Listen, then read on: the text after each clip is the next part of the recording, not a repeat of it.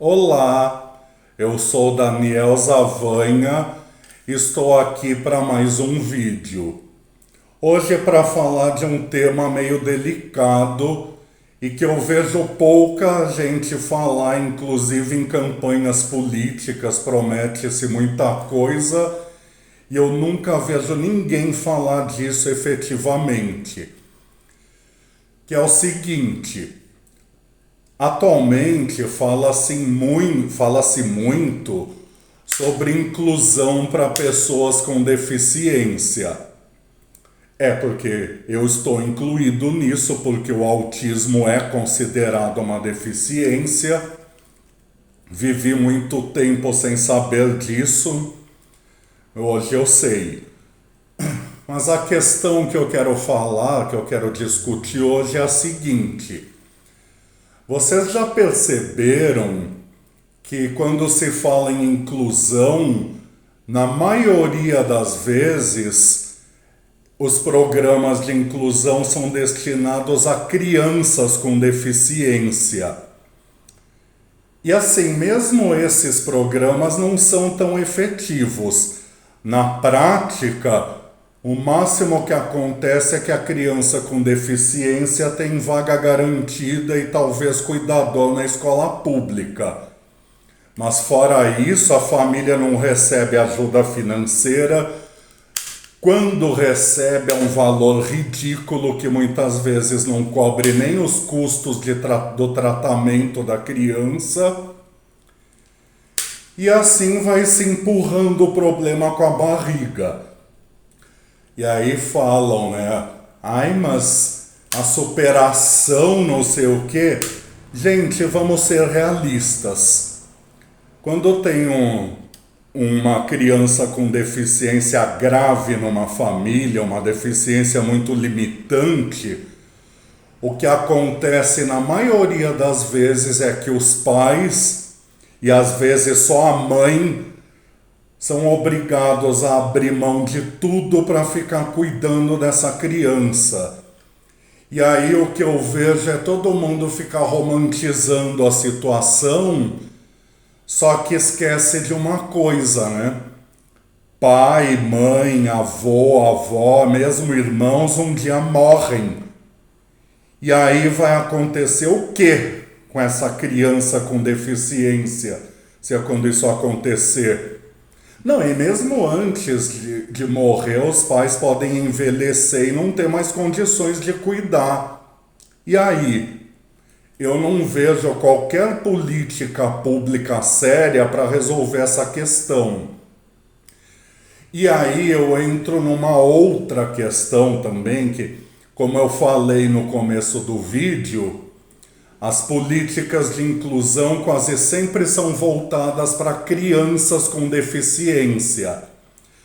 Só que parece que quem cuida dessas campanhas, dessas políticas, esquece que essa criança um dia vai crescer e vai se tornar um adulto com deficiência. E não existe qualquer política séria e efetiva que garanta, por exemplo, colocação no mercado de trabalho. Aí tem gente que vai ver esse vídeo e vai falar aquela famosa frase que eu até já mencionei. Mas é só se esforçar e ter força de vontade. Veja o caso da Mara Gabrilli, que é tetraplégica e trabalha. Pois é, só que a Mara Gabrilli, assim como muitos deficientes famosos, tem uma coisa que a maioria das pessoas não tem: dinheiro. Ela pode ter pessoas para atendê-la a hora que ela quiser, a hora que ela precisar. A maioria das pessoas com deficiência muito limitante, como é o caso dela, acabam dependendo completamente da família. Aliás, vocês sabiam que não é muito raro a pessoa com deficiência acabar indo morar na rua depois que o cuidador morre? Simplesmente porque não existem também instituições que possam acolher essas pessoas e tratar delas com dignidade.